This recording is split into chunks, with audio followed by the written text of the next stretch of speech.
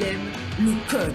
Il faut que la communication soit codée, mais de façon claire et transparente. La rigidité, c'est pas pour nous. Mon nom est Francis Parent-Valquette et vous écoutez le Sandro Show. Mais le plus important, c'est qu'il est bélier. Il y a quelques mois, je dirais 8, 9, 10 mois environ, j'ai parlé que ma fille allait faire l'école virtuelle et qu'il y avait très, très peu d'informations disponibles en ligne sur qu'est-ce que l'école virtuelle, comment procéder.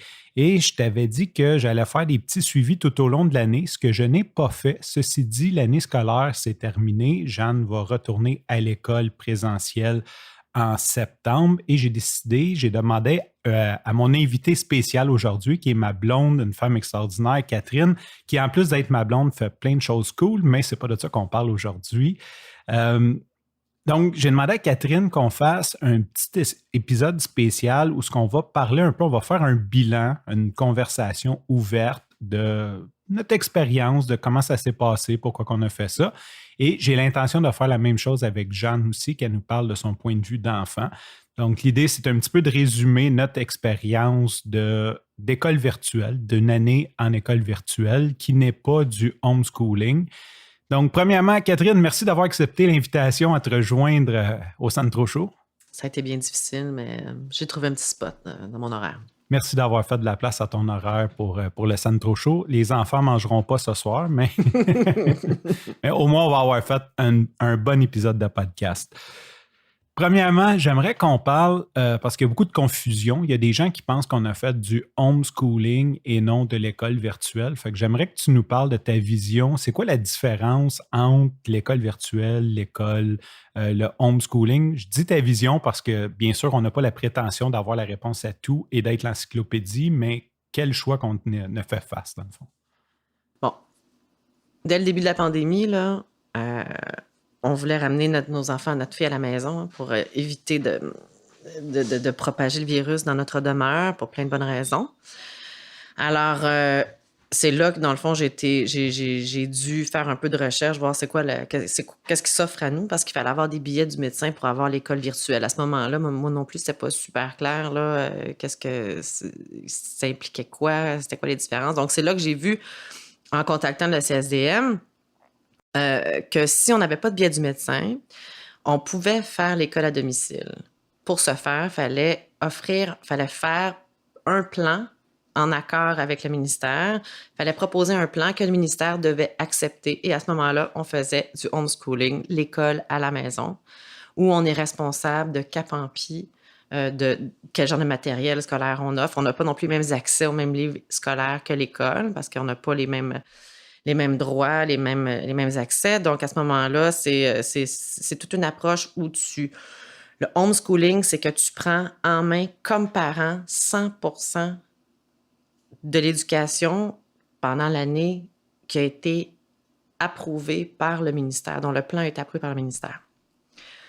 Donc ça veut dire que tu n'as pas de support du tout de la part du CSDM. Puis ça peut être super le fun. C'est là que je suis tombée dans les différentes approches parce que vu que c'était pas sûr qu'on aille le billet du médecin, j'ai dit OK, donc c'est quoi le homeschooling? C'est quoi les différentes approches qu'on a dans l'homeschooling? Alors là, je suis tombée facilement dans les approches Montessori.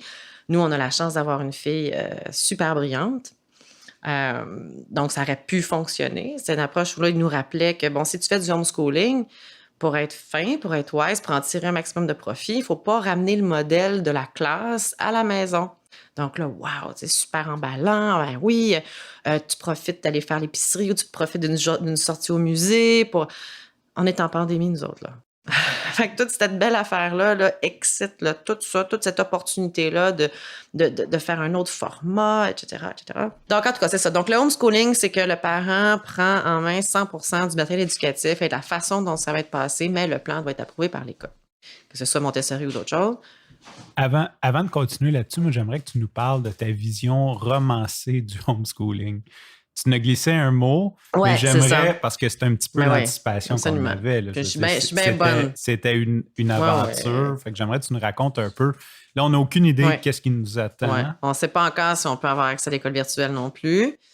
Là, moi, je suis très, très romantique. Là. Je suis une personne très romantique. Donc, j'avais une vision vraiment fabuleuse où On avait un petit plan de ce que je devais apprendre à ma fille.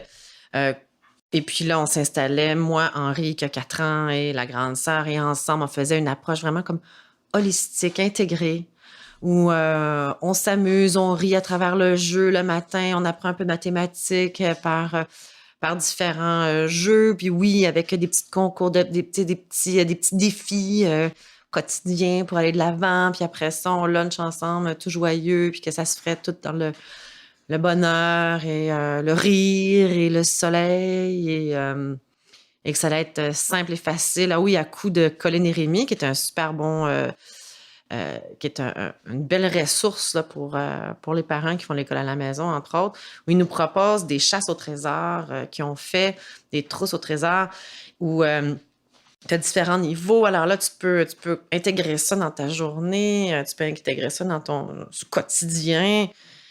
Et j'avais même commencé à faire des petits cahiers pour les enfants le matin avant l'école, des petits cahiers là, pliés où je demandais, pour le fun, là, je faisais un peu de géométrie, un peu de mathématiques, un peu d'écriture. Et là, tranquillement, rapidement, c'est avéré que c'était très, très, très, très, très, très long faire ça. C'est très long.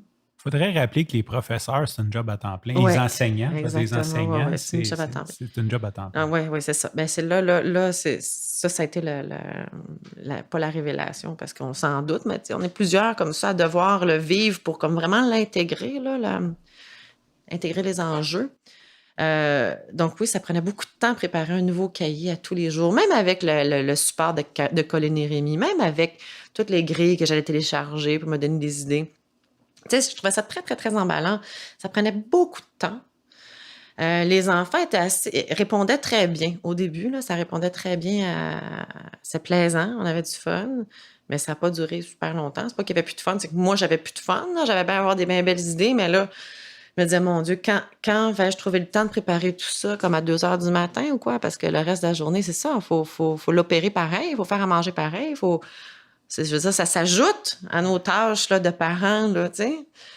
Et puis, il n'y avait pas encore la discipline qui était vraiment ancrée là-dedans. Puis, j'avais pas encore rencontré de véritables défis d'apprentissage avec notre fille, qui a été une autre révélation de comment on ne s'improvise pas nécessairement, pas improviser, parce qu'il y a des parents qui y arrivent là, avec des tuteurs. Tu sais, il y a toutes sortes, nous autres, qu'on n'avait pas envisagé vraiment.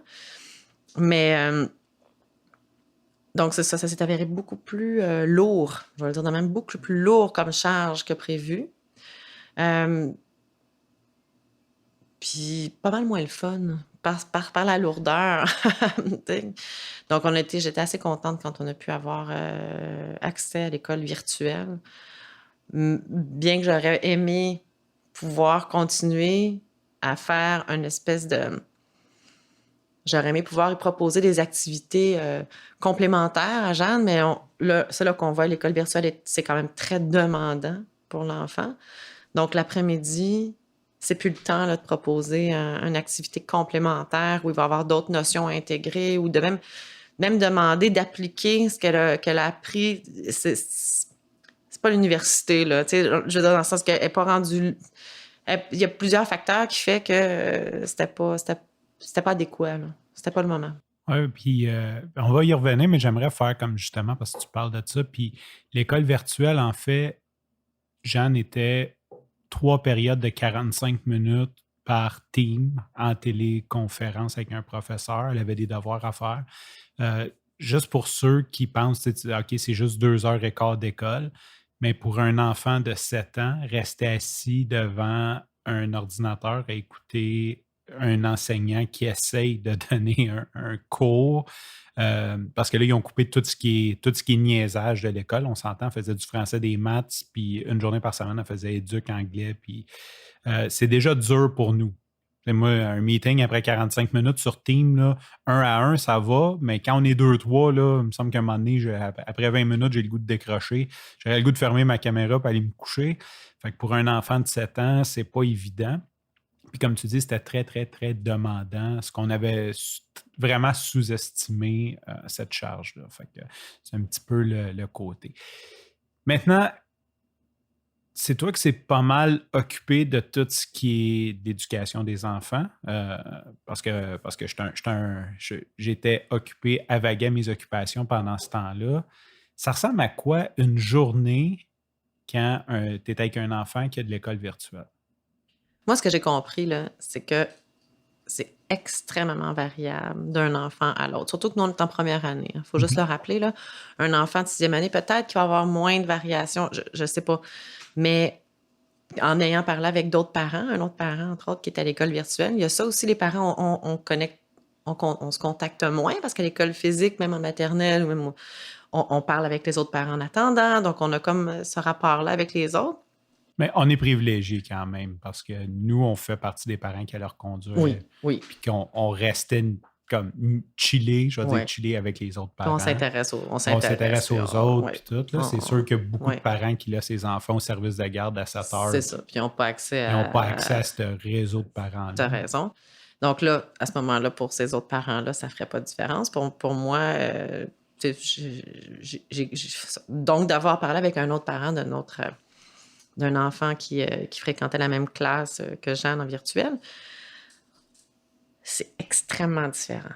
Nous, on a je ne veux pas insister là-dessus, on a une fille qui est quand même très autonome par rapport à ses apprentissages, qui est très rapide, qui est très vite. Elle n'a pas besoin de beaucoup de support pour avancer, ou pour faire du moins ce qui est demandé par le professeur. Le professeur offre suffisamment de support à notre fille pour qu'elle progresse au-delà des attentes dans la plupart des matières.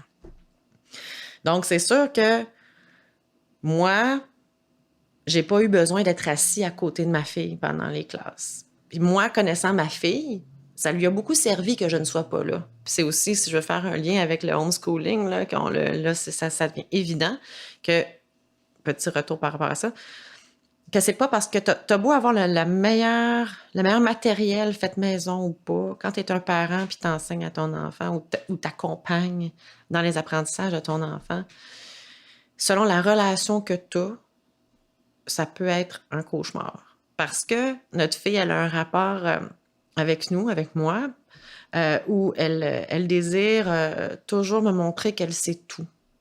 Donc, elle n'est pas très ouverte à ce qu'elle appelle, moi, ce que je dirais simplement, c'est même pas une critique constructive, là, c'est simplement un désir de passer des connaissances, mais je suis très ouverte aux discussions pour que ça se développe, que sa pensée se développe, mais elle se braque très, très vite, puis elle s'en va comme si je lui disais qu'elle n'était pas bonne. Donc, peut-être qu'avec d'autres rapports entre parents et enfants, ils n'ont pas toujours ce lien-là. À l'époque, on appelait ça de la coercéduction, c'est-à-dire qu'un enfant, devant un professeur, s'il veut plaire au professeur ou il ne veut pas lui déplaire, bien souvent, il va adopter un comportement qui est adéquat, c'est-à-dire qu'il va au moins faire semblant de résoudre un problème ou de faire la tâche ou d'écouter. Avec un parent, avec moi, en l'occurrence, Jeanne, elle cherche ni à me plaire, puis elle n'a pas peur de me déplaire parce qu'on a notre relation. Mais je pense qu'on pourrait résumer ça comme imagine-toi, ta mère aurait voulu te faire l'école. Ça dépend à quel âge. À l'adolescence, c'est sûr que je leur ai envoyé bip. Petite, je sais pas, chaque personne est différente. Ce que je veux dire, c'est que ça, on peut pas prendre pour acquis que parce que t'aimes ton enfant puis que ton enfant t'aime, que l'éducation va bien se passer à la maison. C'est clair. Donc là, avec le virtuel, donc pour dire que Jeanne fonctionnait très bien, elle n'avait pas besoin que je sois assise à côté d'elle, puis même que ça nuisait quand j'étais assise à côté d'elle parce que mon bureau jouxtait le sien. Elle perdait de l'attention, elle était dans un autre mode quand j'étais là. D'autres enfants que je voyais clairement à l'écran avaient leurs parents à côté d'eux en permanence, qui s'assuraient que la page était à la bonne place, que le crayon était bien tenu. Vraiment, là, puis pauvre enseignant, parce que c'est fatigant, parce que c'est clair qu'un enfant n'agit pas de la même façon quand elle a sa mère ou son père en train de checker chaque moment de son apprentissage. Puis quand elle n'est pas là, donc la prof ne peut pas faire sa job. Anyway, chacun son dossier. Il y a peut-être des enfants là-dedans aussi qui avaient des problèmes, de différents problèmes. Là. C'est pas tous, sont tous différents. Hein? Donc, ça pour dire que moi, Jeanne, j'ai pas eu besoin de la talonner tant que ça. J'ai pas eu besoin d'être toujours en arrière. Par contre, les pauses, c'était un enjeu. Il fallait toujours être disponible pour que Jeanne manque pas trop d'école parce qu'on s'est rendu compte qu'elle avait tendance à foxer. Hein? Elle ne foxait pas. Elle oubliait de retourner à son poste. Volontairement. Disons ça comme ça. Volontairement. C'est pas ce qu'elle disait. En tout cas, elle a oublié. Moi, je dis, c'est foxé. C'est carrément foxé. Elle a une... Bon, je sais pas de qui quartier, Francis, tu diras. On dira qui. Hein, certainement pas moi. Ni de moi. Jamais. Donc, oui, il y avait un peu... Mais tu sais, c'était pas très compliqué, là. Ça pleurait pas, là. C'était pas... Bon, elle y allait. Bon, comment ça s'était fait poigner? OK, je retourne, tu sais. Là, une fois que l'école est terminée, là, évidemment, elle s'en va se clairer l'esprit, disons ça comme ça. Nous, étant ce que nous sommes, on la laissait très libre dans l'après-midi pour faire ce qu'elle avait envie de faire. Reste que le temps des devoirs devait nécessairement arriver un moment donné. Et je vous rassure, ceux qui pensent qu'on ne fout rien en virtuel, il y avait quand même une belle charge de devoirs. Puis ça aussi, c'est un apprentissage pour les enfants comme pour les parents d'avoir les devoirs étalés sur une semaine. Parce que là, l'enfant a l'impression qu'il n'y a pas de devoir, parce qu'il n'y a pas du au jour le jour à faire. Alors là, la procrastination, ni moi ni toi non plus avons fait ça dans notre vie, là, la procrastination, je pense, non, pas du tout. Moi, j'étais à l'école privée, puis on avait les devoirs, je pense, quasiment 2 semaines d'avance. Et je réussissais à arriver en retard. C'est clair. Moi, au primaire, on avait nos devoirs à tous les jours, puis même au secondaire, on les avait à tous les jours à peu près. J'aimais beaucoup les faire le matin avant le déjeuner, tu sais, c'est ça. Puis à l'université, on n'en parlera pas, là, je veux dire, mademoiselle. Moi, j'aimais les faire dans la classe en regardant la feuille de l'autre à côté. C'est ça, avant la correction. Ça cause. Je copiais celui de l'autre. Donc, c'est ça, c'était un enjeu, puis quand même, c'est sûr que, tu sais, c'est notre premier enfant en première année, puis nous sommes ce que nous sommes. Je pouvais des fois, je me disais, mais mon Dieu, tu sais, Père Albert, là, tu sais, là, je veux dire, en début d'année, quand on faisait nos petits cahiers à la maison, elle était capable de lire ce que j'écrivais en lettres semi-attachées, où j'écrivais, par exemple, dessine les losanges en orange, tu sais, je faisais des descriptions, puis il n'y avait pas besoin que je lise à sa place. Elle était capable de lire. Je peux vous dire, il y a bien des gens qui sont incapables de lire, Catherine. Mais elle était capable de me lire, puis c'est des commandes complexes. Puis moi, je voulais voir où est-ce qu'on était dans sa vie. On parle de septembre. Donc là, après ça, quand elle m'arrivait avec des devoirs où que c'était marqué colore les cercles en jaune, là, puis on est au mois d'avril, puis que là, c'est comme pas, c'est long. Des fois, j'avais goûté de dire, mais là, c'est quoi? C'est une question de rythme? Qu'est-ce qu'il y a là? C'est sûr que c'est ça qu'on appelle l'état de flou.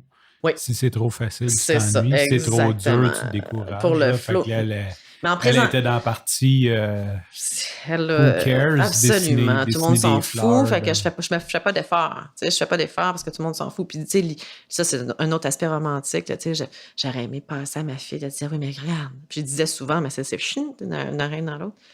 Dire, oui, mais si t'es meilleur dans ce que tu fais, fais-le encore mieux. Colore-les bien, le cercle jaune. C'est ça, colore-les toujours mieux, puis je sais pas, m'a rendu là, fais des dégradés, éclate-toi dans la commande, tu sais, là. Oui, ça, c'est vraiment du fantasme. Tu elle va écrire, tu sais, l'écriture, bon, c'est pas gagné, hein, l'écriture, là, la calligraphie, c'est pas gagné. Alors, j'ai dit, mais si tu sais comment écrire tel mot, ben écris-le juste toujours mieux, de mieux en mieux tout le temps. Hein, comme les maîtres sushis là, qui roulent le même sushi à tous les jours. Bon, c'est normal qu'à 7 ans, c'est pas quelque chose, en tout cas dans notre fille, le mindset de la maîtrise de quelque chose n'est pas naturel. Non, ça s'apprend. Ça s'apprend. Est-ce qu'en présentiel, elle l'aurait appris? Pas du tout. Moi, je pense que ça n'a pas d'incidence présentielle, virtuelle. On a le même dossier. Puis peut-être même que dans notre cas, le virtuel a joué quand même en notre faveur, en sa faveur, parce que c'était condensé. Parce que là, tu prends le même 2 heures de travail qu'elle faisait par jour, qui devait être dans le présentiel diffusé sur 2-3 jours, voire une semaine. Tu sais? À travers des copains, à travers des routines qu'il y avait au présentiel, de se laver les mains pendant une demi-heure, les toilettes, le ci, le ça, que finalement, il leur restait 10-15 minutes. Ça, c'est l'autre en arrière qui crie pas comme un débile là, pour une raison que tout le monde ignore. Là, ou quelque chose à la récréation qui s'est mal passé, puis notre fille qui est super sensible garde ça en elle, puis tout ce qu'elle pense la journée, c'est retourner à la maison. En quelque part, je pense que ça a joué pour elle. Après ça, le niveau d'apprentissage, c'est complètement un autre dossier, là. Il l'aurait pas amené plus loin, même que peut-être Mme Isabelle a essayé de l'amener plus loin que l'école présentielle aurait pu le faire. Mais comme elle était déjà, on parlait du flow tantôt, comme elle était déjà underflow, elle n'avait plus le goût, là, tu sais.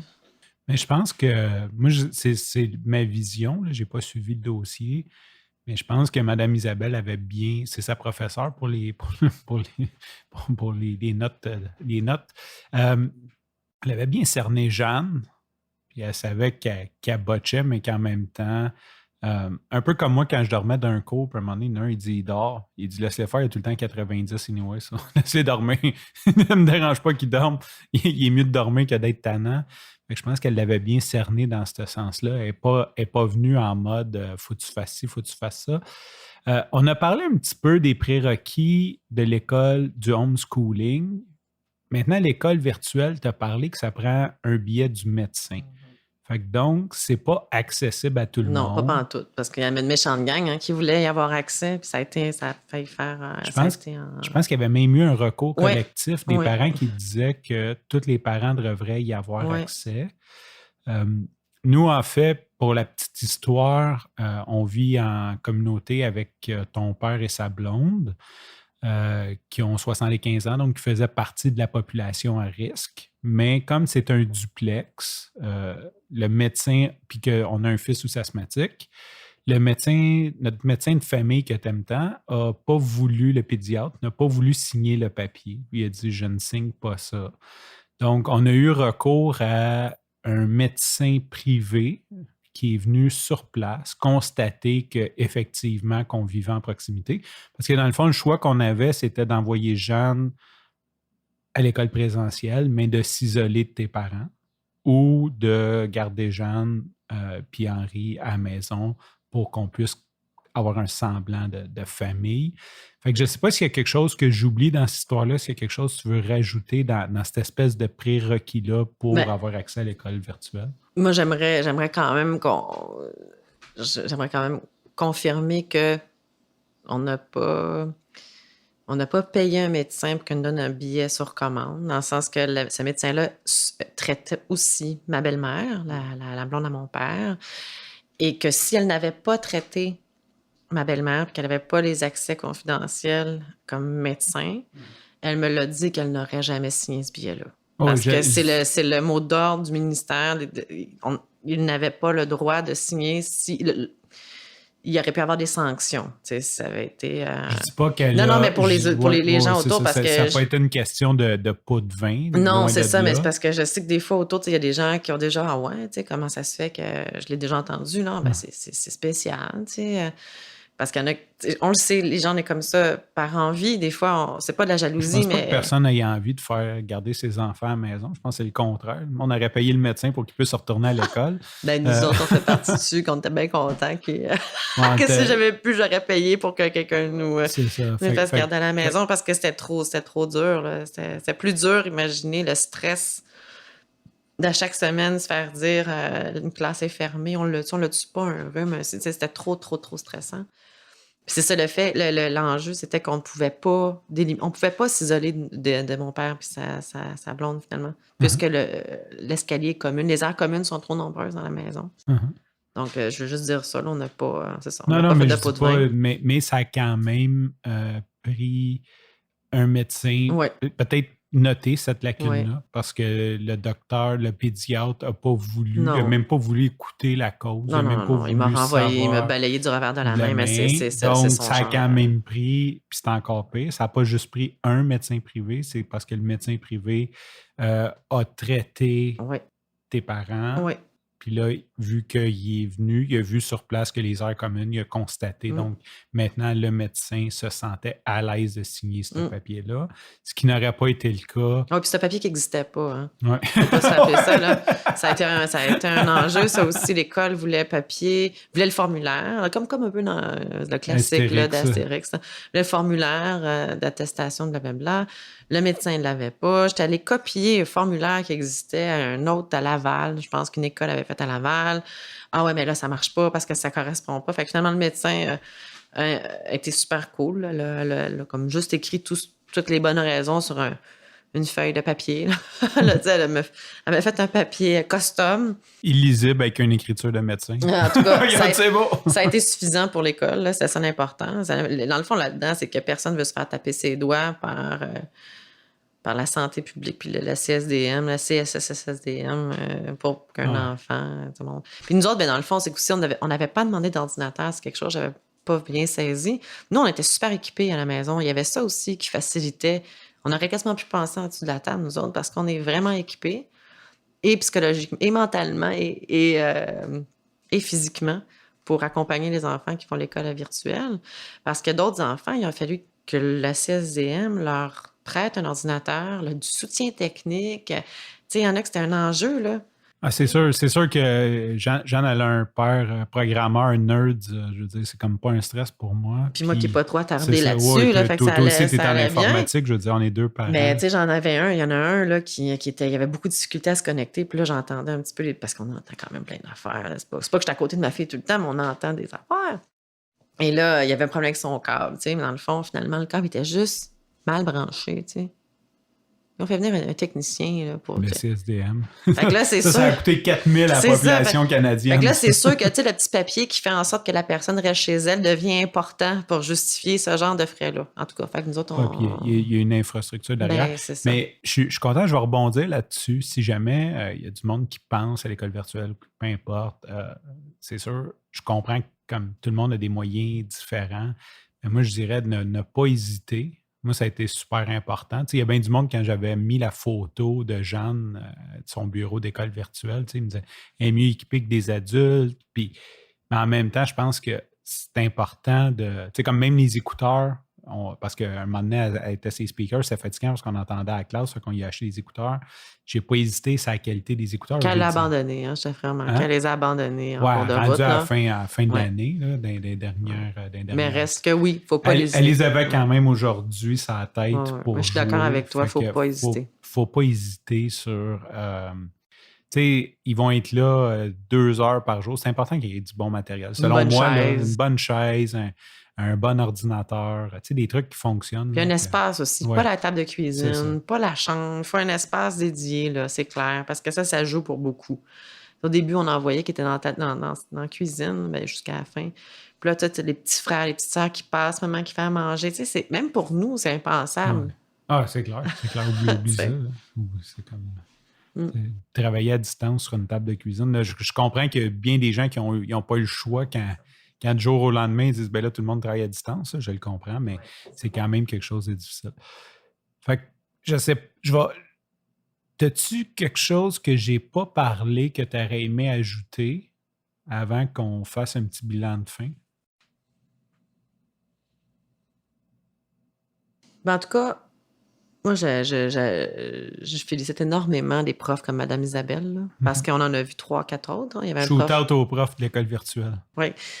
Il y avait 3-4 autres profs. Hein. Il y avait M. Khalid qui était excellent aussi. Lui, le prof d'éducation physique. Là, OK, il est pogné tout. Toi, tu le fais pas. Hey. Allez, ma grande. Allez, Gian. Oui, il y avait une capacité d'aller chercher les enfants et de les faire faire. Alors, écoute, c'était impressionnant. Moi, il était bon. Il était vraiment proactif. Là. Lui, là, personne ne niaisait pendant. En tout cas, c'était vraiment excellent.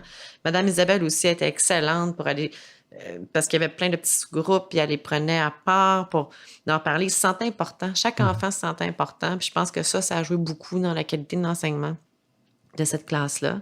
Je ne sais pas si les autres profs faisaient ça. En tout cas, dans les autres matières, il y avait aussi en dramatique et en anglais.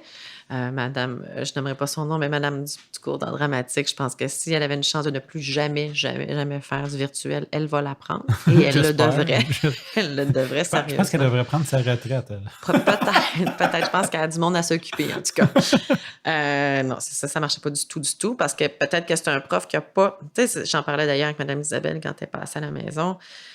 C'est bon, ça fait longtemps qu'on en parle, qu'on ne peut pas juste transposer, un peu comme il nous disait par rapport à l'école à la maison, c'est valable aussi pour le virtuel. Tu ne peux pas juste transposer la façon d'enseigner une classe juste par Zoom ou par Teams. Ça ne se fait pas. Il faut que tu revoies la façon que tu abordes les enfants, que tu abordes le contenu. Tu ne peux pas faire la même chose. On en parlait à Geneviève, là, notre chum qui est metteur en scène aussi, qui a fait une pièce faire une pièce in situ en théâtre ou bien par Zoom, c'est pas la même chose. Tu peux pas le traiter comme ça. Donc, il y a certains profs qui ont essayé de faire une simple translation, disons ça comme ça, du physique, un fiasco, mais fifi à ascoco. Puis la pauvre Madame Belinda, en anglais, elle a fait ce qu'elle a pu, mais elle, dès le début, tu vois, elle jetait l'éponge. Elle s'est dit de la merde. On leur met des films, puis on repasse des petites lettres ensemble. Tu sais, c'est déjà dur une langue, ça. Mais elle était bien correcte, là, mais je veux dire, de la merde, là, tu sais, c'est comme... Ben moi, en tant que parent, je suis bien lax là-dessus, mais nous autres, on commençait l'anglais en 3e année. Oui, Fait que anglais première année. Moi, avec ça me stresse pas. Elle peut bien manquer première, deuxième, là, c'est pas bien grave. Moi là. non plus. Anyway, on sait tous que ça commence à rentrer comme il faut. Mon secondaire, l'anglais, quand t'es chanceux, tu sais, sinon c'est une marche. Anyway, je dis pas que c'est très important. On est tous les deux bilingues, toi t'es trilingue, tu sais, c'est... mais reste que, bon, c'est ça. Je veux juste rappeler ça, qu'il faut pas non plus, comme parent, à s'attendre à la même chose non plus. Faut avoir plus confiance que ça en notre enfant, je pense, que de le talonner pour, tu sais, il y en a des gens qui ont vraiment besoin d'avoir des fiches de résultats par demi-trimestre pour savoir, oui, mais exactement, mon enfant, où il se situe par rapport à la moyenne.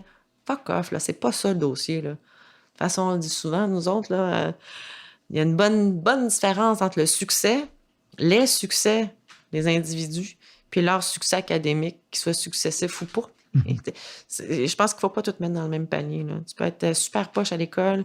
Ça ne veut absolument pas dire que tu vas pocher ta vie. Il faut être mesuré là-dedans. Puis, donc, le virtuel, le parent peut trouver qu'il n'y a pas de suivi, qu'il n'y a pas assez de notes. Hey, tu sais, slack un peu, là. Tu sais, faire plus confiance que ça à nos enfants. Comme monsieur puis son nom qui parlait de Montessori, on en demande trop peu à nos enfants. Ça m'avait marqué, ça. Puis je me disais, mon Dieu, c'est facile de prendre ce genre de phrases-là comme en voulant dire faut les cravacher davantage pour qu'ils fassent plus. Ben non, c'est pas ça. Il voulait dire on s'attend à trop peu de nos enfants. Comme s'ils n'étaient pas capables de réfléchir par eux-mêmes, pas capables de découvrir des choses. Comme s'il fallait toujours qu'il y ait un adulte en arrière pour leur pointer. Regarde là, il faut que tu apprennes ça. Puis voici. Hey, c'est bien plus wise que ça, on le voit, là. Oui. Je sais pas si c'est un bon exemple, là, mais pendant les périodes de pause de Jeanne, elle aime bien aller sur YouTube, sur sa tablette, puis je pense qu'elle en sait plus sur l'anatomie humaine, sur plein de sujets qu'elle me dit. Puis ça nous donne une bonne idée sur c'est quoi ses intérêts, parce que justement, YouTube, tout est accessible, mais c'est quoi ces champs? Elle va toujours elle a des directions très, très, très... Très documentaire. Elle apprend bien des choses sur plein de sujets variés. Bon, il reste l'esprit critique à développer. Bon, ça va venir. Écoute, là, présentement, elle mange, elle apprend, là, tu sais. Mais quand même, c'est le fun de voir dans quelle direction vont nos enfants, puis comment eux-mêmes construisent... on n'est pas... je pense pas qu'on soit des parents hélicoptères, puis je pense que c'est un bel... il y a beaucoup de bonnes choses à tirer de ça, là, de les laisser aller, laisser aller un peu, puis de leur faire confiance, puis de ne pas les écœurer avec des